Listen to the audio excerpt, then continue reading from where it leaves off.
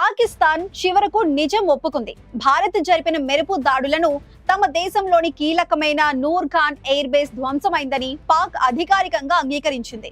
ఇన్నాళ్లు బుకాయించిన పాకిస్తాన్ ఇప్పుడు భారత ఆపరేషన్ సింధూర్ దెబ్బకు విలువెల్లాడిపోతున్నట్లు స్పష్టమైంది. పాక్ విదేశాంగ మంత్రి ఇషాక్ దార్ స్వయంగా ఈ విషయాన్ని వెల్లడించారు. 36 గంటల్లో భారత్ 80 డ్రోన్లతో విరుచుకుపడిందని, రావల్పిండిలోని తమ ప్రధాన ఎయిర్ బేస్ మంటల్లో చిక్కుకుందని ఆయన పేర్కొన్నారు. అసలు ఏంటి ఆపరేషన్ సింధూర్? భారత సైన్యం పాక్ లోని 11 ఎయిర్ బేస్లను ఎలా మట్టుబెట్టింది?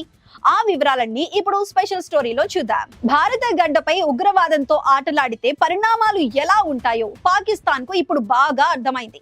ఏప్రిల్లో పెహల్గాం ఉగ్ర దాడికి ప్రతీకారంగా భారత్ చేపట్టిన ఆపరేషన్ సింధూర్ పాక్ వెన్నులో వణుకు పుట్టించింది.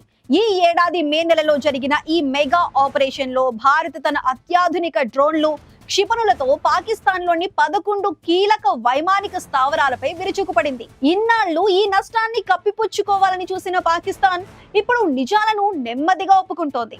పాక్ విదేశాంగ మంత్రి ఇషాక్ దార్ తన ఇయర్ ఎండ్ ప్రెస్ మీట్ లో సంచలన నిజాలు వెల్లడించారు. రావల్పిండిలోని అతి ముఖ్యమైన నూర్ ఖాన్ ఎయిర్ బేస్ ను భారత డ్రోన్లు ధ్వంసం చేశాయని, అక్కడ సైనిక సిబ్బంది కూడా గాయపడ్డారని ఆయన అంగీకరించారు.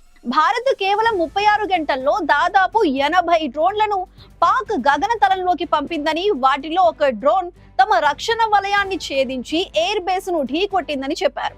అయితే వాస్తవ పరిస్థితులు ఇంకా భయంకరంగా ఉన్నాయి.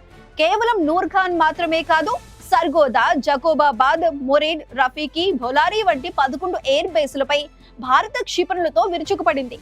శాటిలైట్ చిత్రాల ప్రకారం ఈ బేసులన్నీ తీవ్రంగా దెబ్బతిన్నాయి. ఈ దాడుల్లో 100కు పైగా పాక్ సైనికులు హతమయ్యారని, అనేక ఫైటర్ జెట్లు బూడిదయ్యాయని నివేదికలు చెబుతున్నాయి.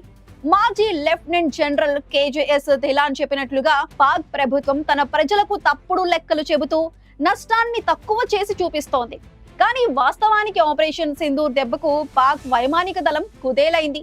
భారత సైనిక శక్తి ముందు పాక్ తలవంచక తప్పదని ఈ అంగీకారం మరోసారి నిరూపించింది.